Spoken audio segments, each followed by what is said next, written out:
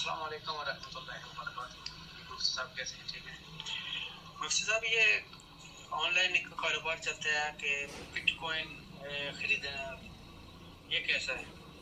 Bitcoin खरीदना, बाद में इसको सेल कर देना, इसमें कभी फ़ायदा भी होता है, कभी नुकसान भी होता है। तो ये खरीदना कैसा है? और ऑनलाइन सोना खरीदना कैसा है? ऑनलाइन सोना खरीदना कैसा है? अस्सलाम वालेकुम रहमतुल्लाहि व बरकातुहू। भाई, आपके दो सवाल। पहला सवाल कि बिटकॉइन का कारोबार करना ऑनलाइन कैसा, दूसरा ऑनलाइन सोना ख़रीदना कैसा। मैं पहले भी मेरे यूट्यूब चैनल पे इसकी वीडियो मौजूद है कि ये जितनी भी डिजिटल करेंसियाँ हैं इनका कारोबार करना ये तो जायज़ नहीं है, क्योंकि इन करेंसियों का वजूद नहीं है।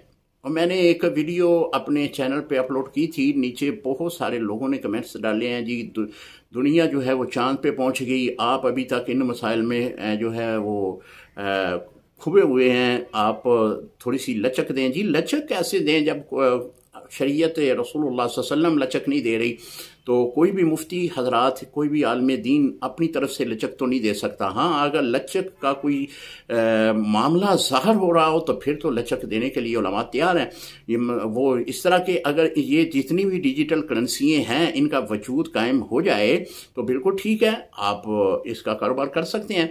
लेकिन ये जितनी भी डिजिटल हैं, बिटकॉइन है या फिर क्रिप्टो है, इसके अलावा दीगर करेंसीज हैं, इनका ऑनलाइन कारोबार करना ये जायज़ नहीं है। इसके नाजायज़ होने की बड़ी वजह यही है कि इसका वजूद नहीं है। दूसरा ये सवाल कि ऑनलाइन सोना खरीदना, जी ऑनलाइन सोना खरीदने में कोई मज़ाक़ा नहीं है, आप खरीद सकते हैं।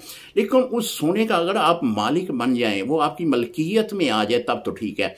अगर वो आपकी मिलक में नहीं आता, वो कहता है कि जी मैंने आपको 50 ग्राम जो है या 100 ग्राम सोना जो है वो आपके नाम पे ख़रीद लिया है, आप कहते हैं ठीक है, मैंने आपको पेमेंट कर दी है, ना वो आपकी मिलक में आया, ना आपने उसे देखा, तो ये भी ऑनलाइन सोने का कारोबार करना ये भी शरन इस तरह जायज़ नहीं है।